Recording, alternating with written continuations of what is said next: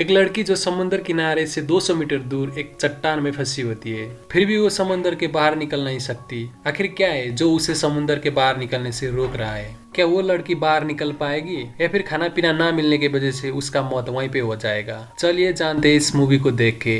Hello दोस्तों, movie explain में आप सभी को स्वागत है। आज मैं 2016 में रिलीज हुई द शैलो नाम का एक मूवी को लेके आया हूँ। ये मूवी आप लोग को नेटफ्लिक्स में हिंदी में भी मिलेगा। आप भी सर्वाइवल मूवी का फैन है तो ये मूवी आपको जरूर पसंद आएगा। चलिए मूवी के एक्सप्लेनेशन शुरू करते हैं। मूवी की शुरुआत में एक बच्चे को समुद्र किनारे पे खेलते हुए दिखाया जाता है। उतने में ही उसका नजर समुद्र किनारे पड़ा हुआ एक हेलमेट में जाता है। उसे दिखने के बाद वो बच्चा उस हेलमेट की तरफ जाता है और उसे उठाता है। उस हेलमेट में एक हेलमेट कैमरा भी होता है। बच्चा उस कैमरा का एक वीडियो प्ले करता है। उस वीडियो में दो लड़के समुद्र की छाल के साथ खेल रहे होते हैं। उतने में ही कुछ भयानक हो जाता है और कैमरा बंद हो जाता है। उसके बाद वो सीन शिफ्ट होता है और दूसरी तरफ दिखाता है, जहाँ पर एक नैन्सी नाम की लड़की अपने फोन में फोटोज देखते हुए मुस्कुरा रही होती है। उतने में ही ड्राइवर उसे पूछता है कि इस फोटो में जो लड़की है वो तुम हो? नैन्सी बोलती है कि ना ना, ये मैं नहीं हूँ, इस फोटो में मेरी माँ है और वही इस बीच में पहले भी आई थी। दरअसल नैन्सी अभी वही बीच में जा रही होती है जिस बीच में उसकी माँ पहले भी आ चुकी थी। उसके बाद नैन्सी उसकी बहन की फोटो ड्राइवर को दिखाती है और ये दोनों बात करते करते जंगल के रास्ते हुए बीच की तरफ चलते हैं। यहाँ ड्राइवर एक स्पेनिश होता है और नैन्सी एक अमेरिकन, इसलिए इन दोनों के बीच में लैंग्वेज कॉन्फ्लिक्ट होता है। लेकिन फिर भी ये दोनों अच्छे से बात करते हुए बीच की तरफ चलते हैं। कुछ देर में ये दोनों बीच में पहुंचते हैं। उसके बाद नैन्सी गाड़ी से उतरती है और वहाँ का व्यू देखने लगती है जो बहुत ही ज्यादा सुंदर होता है, मानो कि एक हेवन जैसा। और उस बीच में नैन्सी की माँ की यादें भी जुड़ी होती है, इसलिए नैन्सी को वो बीच और भी ज्यादा खास लगता है। उतने में ही ड्राइवर उसे यही हेवन है बोल के पूछता है। नैन्सी मुस्कुराते हुए हाँ ये परफेक्ट है बोलती है। उसके बाद ड्राइवर नैन्सी का सामान निकाल देता है। नैन्सी उसे थैंक यू बोलती है और कुछ पैसे देती है, लेकिन ड्राइवर पैसा लेने से मना कर देता है और बोलता है कि मैं इस रास्ते से ही आ रहा था, इसलिए मैंने तुम्हें लिफ्ट दिया, पैसे देने का कोई जरूरत नहीं है। उसके बाद नैन्सी उसे थैंक यू बोलती है और अपना नाम बताती है। ड्राइवर भी उसे अपना नाम बताता है, उसका नाम चार्ली होता है और फिर वहाँ से निकल जाता है। चार्ली को निकलने के बाद नैन्सी अपना ड्रेस खोलती है और समुद्र के लहरे के साथ खेलने के लिए अपने बोट रेडी करती है। उसके बाद वो स्विमिंग ड्रेस पहन के पानी की तरफ बढ़ती है। वो समुद्र के उस छाल के साथ खेलने लगती है, कभी पानी के अंदर तो कभी पानी के बाहर। वो इस बीच में आके बहुत ज्यादा खुश थी, इसलिए वो लहरे के साथ बहुत अच्छी से खेलती है। कुछ देर ऐसे ही एंजॉय करने के बाद वो दो लड़के को देखती है और उन लोगों से बातचीत करती है। वो लड़के उसे तुम अमेरिकन हो बोल के पूछते हैं। वो भी हाँ मैं अमेरिकन हूँ बोलती है। फिर वो लोग तुम कैलिफोर्निया से हो करके पूछते हैं। वो नहीं मैं टेक्सास से हूँ बोलती है। फिर वो लोग ये जगह तो बहुत ज्यादा सुनसान है, तुम्हें कैसे मालूम पड़ा बोल के उसे पूछते हैं। वो मुझे किसी ने बताया था बोलती है। उसके बाद नैन्सी इस जगह के बारे में कोई बुरा चीज है जिसे मुझे जानना चाहिए करके उन्हें पूछती है। वो लोग उसे बताते हैं कि इस जगह पर एक बड़ा सा पत्थर है, उस पत्थर के ऊपर दिन में एक ही बार पानी पहुंचता है। जब उसके ऊपर पानी पहुंचता है तो बहुत ज्यादा पत्थर गिरते हैं और उसी वक्त कुछ जेलीफिश भी निकलते हैं और कुछ डेंजरस जीव भी है जो तुम्हें डंक मारता है बोलता है।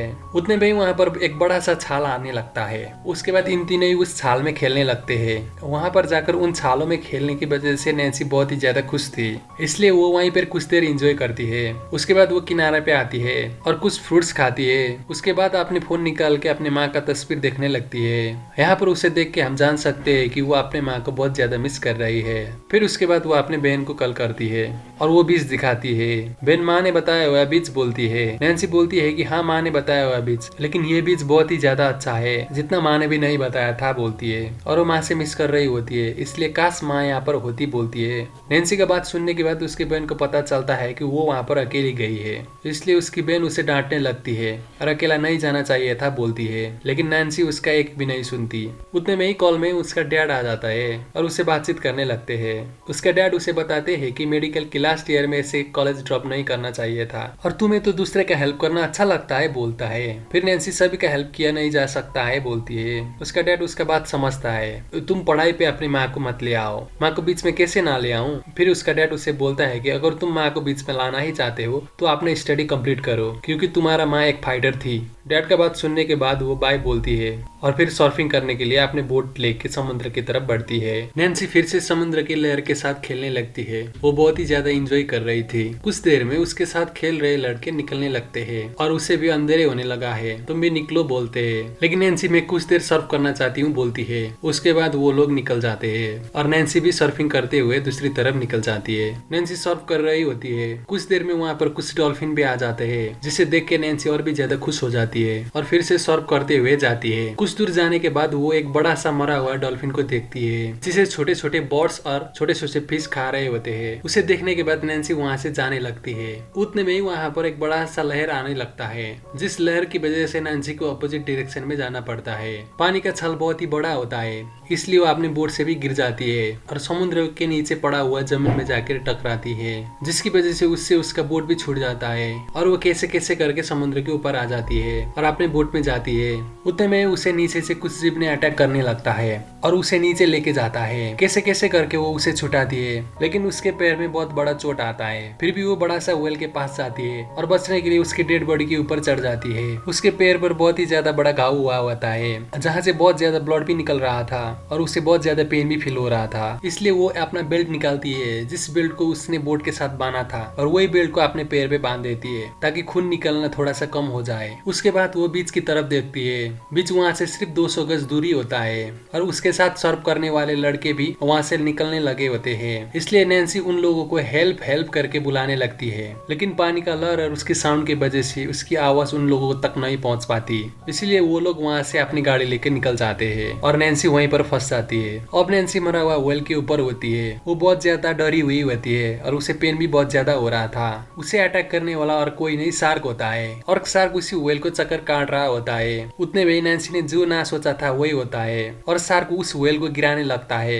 शार्क उसे गिरा था उससे पहले ही नैन्सी वहाँ से कूद जाती है और उसी चट्टान की तरफ बढ़ने लगती है, जिस चट्टान दिन में सिर्फ एक ही बार डूबता है। शार्क भी उसका पीछा करता है, लेकिन नैन्सी तैर के उस डूंगे में पहुंच जाती है जहाँ पर शार्क आ नहीं सकता। उसकी घाव की वजह से उसे बहुत ज्यादा पेन फील हो रहा होता है। उसी चट्टान पर एक उड़ ना पाने वाला पंछी भी होता है। नैन्सी कैसे कैसे करके उस चट्टान पर खड़ी हो जाती है। वहाँ से भी सिर्फ 200 गज दूर होता है, फिर भी वो तैर के वहाँ पर नहीं जा सकती क्योंकि शार्क आ जाता है।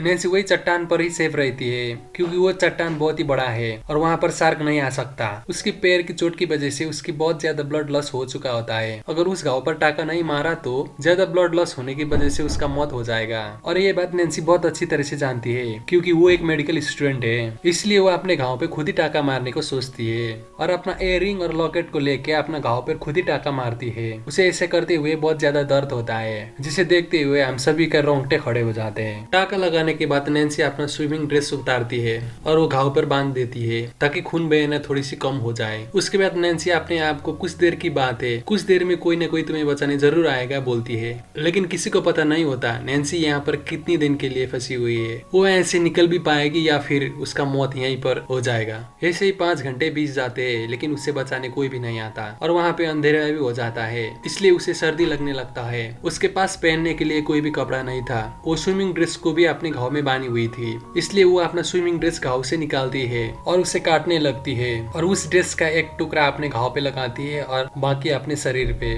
उसे ऐसे करते हुए बहुत ज्यादा दर्द होता है, लेकिन वो हिम्मत नहीं हारती और फिर सो जाती है। रात में छोटे छोटे कीड़े ने उसे डंक मारते हैं, जिसकी वजह से वो जाग जाती है और उनमें से एक कीड़े को मार देती है। उसे बहुत ज्यादा भूख लगी हुई होती है। उसका साथ में बैठा हुआ वो बर्ड भी बहुत ज्यादा भूखा था, लेकिन नैन्सी वो कीड़े को उस बर्ड को नहीं देती, वो खुद ही खा जाती है। लेकिन थोड़ी ही देर में वो वॉमिट करने लगती है क्योंकि उसे कीड़े मकोड़े खाने का कोई भी हैबिट नहीं था। उसके बाद नैन्सी अपना बोट को समुद्र में तैरते हुए देखती है, लेकिन वो वहाँ पर नहीं जा सकती और ये बात उसे अच्छी तरह से पता होती है, लेकिन उसके पास कोई भी ऑप्शन नहीं होता। इसलिए वो डरते डरते पानी में जाती है और वो थोड़ी ही दूर पहुंची होती है। उतने में शार्क वहाँ पर आ जाता है और उसका पीछा करने लगता है। वो जल्दी जल्दी फिर से उस चट्टान पे आती है, इसलिए वो बच जाती है, लेकिन घाव की वजह से उसे बहुत ही ज्यादा तकलीफ होती है और फिर वो वैसे ही बैठती है। उतने में ही वो समुद्र के किनारे पे एक इंसान को सोया हुआ देखती है। उसके बाद वो उसे हेल्प हेल्प करके बुलाने लगती है। वो इंसान दारू के नशे में सोया हुआ होता है। वो जाग तो जाता है, लेकिन वो होश में नहीं होता।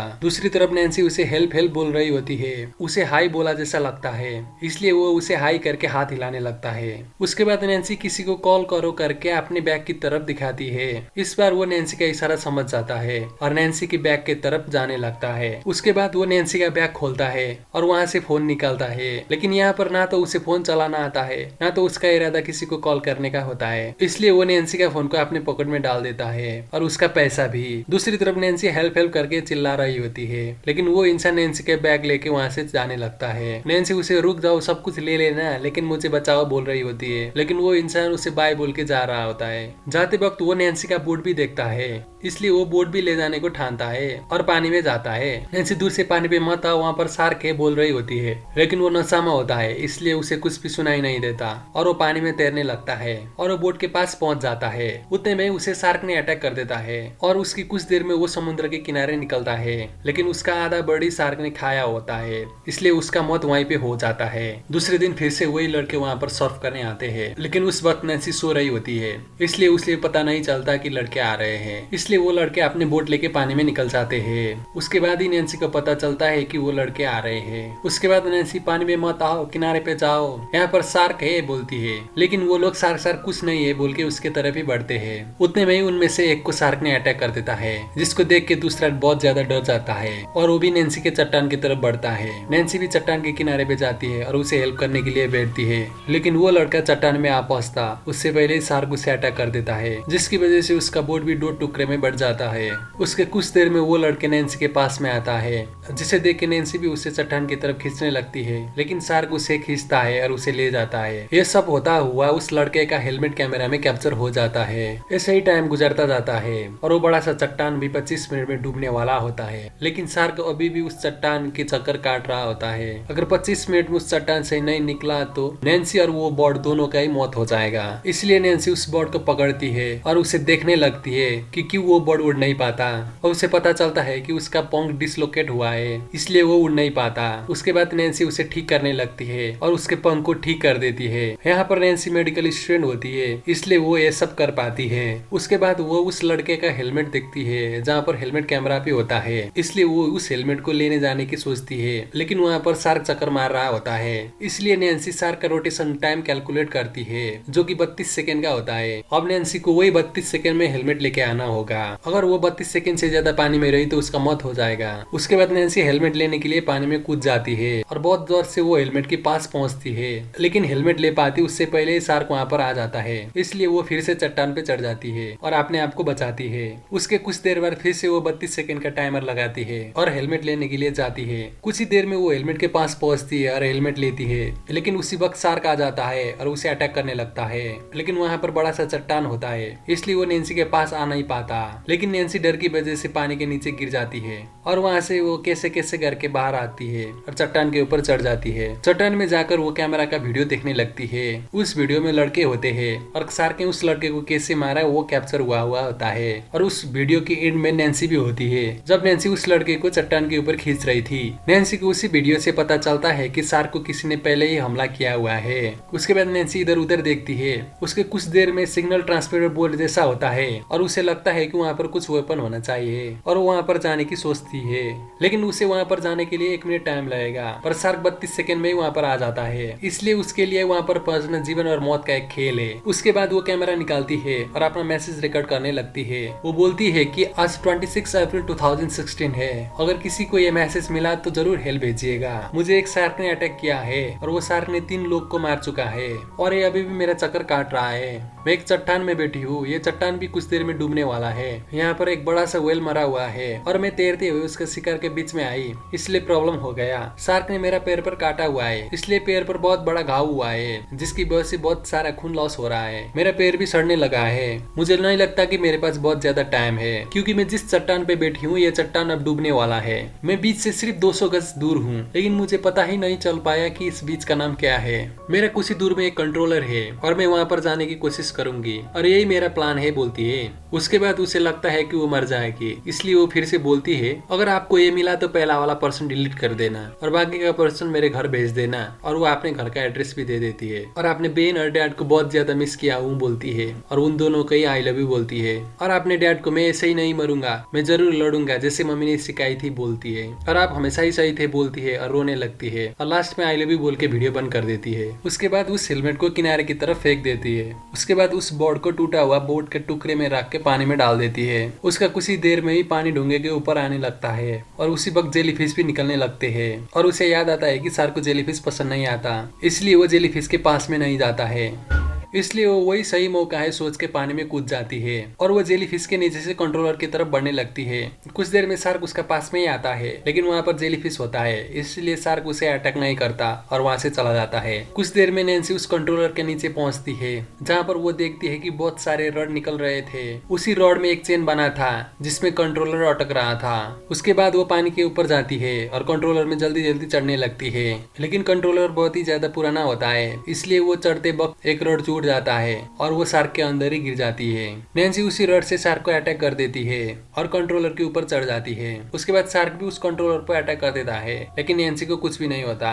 उतने में नैन्सी कुछ दूर में एक बोट को देखती है और कंट्रोलर में पड़ा हुआ बॉक्स को खोलने लगती है। वो बॉक्स में जंग लग चुका था, इसलिए नहीं खुल रहा था। वहाँ पर नैन्सी उस कलगेट को यूज करती है और उस बॉक्स को खोल देती है। उस बॉक्स में एक फायर गन होता है, लेकिन बॉक्स खोलते वक्त गन का सारे बुलेट पानी में गिर जाते हैं। उसके बाद नैन्सी बहुत ज्यादा बॉल करके पानी में रहा हुआ बुलेट को निकालती है और उसे फायर गन में लोड करती है और बोट की तरफ चला देती है, लेकिन वो बुलेट बहुत दूर तक नहीं जाता, इसलिए उन लोगों को पता ही नहीं चलता। लेकिन यहाँ पर नैन्सी हार नहीं मानती, इसलिए वो पानी में जाती है और सारे बुलेट को लेके आती है। उसके बाद वो फिर से बुलेट को बोट की तरफ चला देती है। वो बुलेट बहुत दूर तक जाता है, लेकिन उन लोगों को पता नहीं चलता। उसके बाद वो हार मान के वैसे ही बैठती है। फिर सीन शिफ्ट होता है और शुरू का सीन दिखाता है, जहाँ पर उस बच्चे को नैन्सी ने भेजा हुआ वीडियो मिल चुका है और वो वीडियो देखने लगता है और वीडियो देखने के बाद वो अपने पेरेंट्स को बुलाने के लिए जाता है। दूसरी तरफ नैन्सी बैठी रही होती है। वहाँ पर शार्क उसे अटैक करने के लिए आता है। उसे देखकर नैन्सी को गुस्सा आता है और वो फायर गन उसे चला देती है, लेकिन शार्क को कुछ भी नहीं होता। उसके बाद नैन्सी कंट्रोलर के टॉप में जाती है, वहाँ से निशाना लगाकर बुलेट चला देती है। इस बार शार्क को लगता है और बहुत ज्यादा आग भी उठता है, लेकिन शार्क पानी के नीचे जाता है और ऊपर आकर कंट्रोलर पे अटैक कर देता है, जिसकी वजह से कंट्रोलर पानी में गिरने लगता है और इस पर नैन्सी को भी बहुत ज्यादा चोट भी आता है। उसके बाद शार्क नैन्सी को अटैक करने आता है। नैन्सी उस कंट्रोलर की रॉड के बीच में जाती है, लेकिन शार्क वो रॉड को तोड़ते हुए आता है। उसी वक्त नैन्सी का ध्यान नीचे से आया हुआ रॉड पे जाता है और वो प्लान बनाते हुए कंट्रोलर की चेन खोलने के लिए जाती है और वो बहुत ज्यादा फोर्स लगा के उस चेन को खोल देती है। चेन हैवी होता है और वो उसे ही पकड़ती है, जिसकी वजह से नैन्सी जल्दी से नीचे पहुंचती है। उसे देख के शार्क भी उसके पीछे पीछे आता है और वो रॉड के पास में पहुंच के अड़ जाती है, लेकिन शार्क उसे अटैक करने के लिए आता है और वही रॉड में पड़ जाता है, जिसकी वजह से शार्क वहीं पे मर जाता है। दूसरी तरफ वो बच्चा अपने डैड के पास में पहुंचता है। उस बच्चे का डैड और कोई नहीं चार्ली होता है, जिसने नैन्सी को लिफ्ट दिया था। बच्चे का बात सुनने के बाद चार्ली इधर उधर देखने लगता है और कुछ ही दूर पानी में नैन्सी होती है। उसे देखते ही चार्ली भागते हुए उसकी तरफ जाता है और नैन्सी को किनारे पे लेके आता है। नैन्सी अभी तक मरी नहीं होती है, वो जिंदा होती है और वो धीरे से आँख खोलती है, जहाँ पर वो चार्ली को देखती है और उसके ही पास में वो बर्ड भी था जिसे उसने बचाई हुई थी। यहाँ पर नैन्सी मौत की मुंह से बाहर आई थी, इसलिए वो लाइफ को भी अच्छी तरह से समझ चुकी थी। उसके बाद सीन शिफ्ट होता है और 1 साल बाद का सीन दिखाता है, जहाँ पर नैन्सी फिर से वही बीच में आई हुई होती है, लेकिन इस बार नैन्सी अकेली नहीं होती, वो अपने डैड और बहन को भी लेके आई होती है। 1 साल पहले का घटने की वजह से वो अपनी जिंदगी को समझ चुकी थी, इसलिए वो अपनी स्टडी कंप्लीट करती है और वो डॉक्टर बन चुकी है। उसके बाद वो और उसके बहन पानी में जाते हैं और बीच को एंजॉय करने लगते हैं और यहीं पर ये मूवी का अंत्य होता है। दोस्तों, आप लोगों को ये मूवी कैसा लगा कमेंट करना ना भूलिए। साथ ही साथ लाइक शेयर एंड सब्सक्राइब भी कर दीजिए।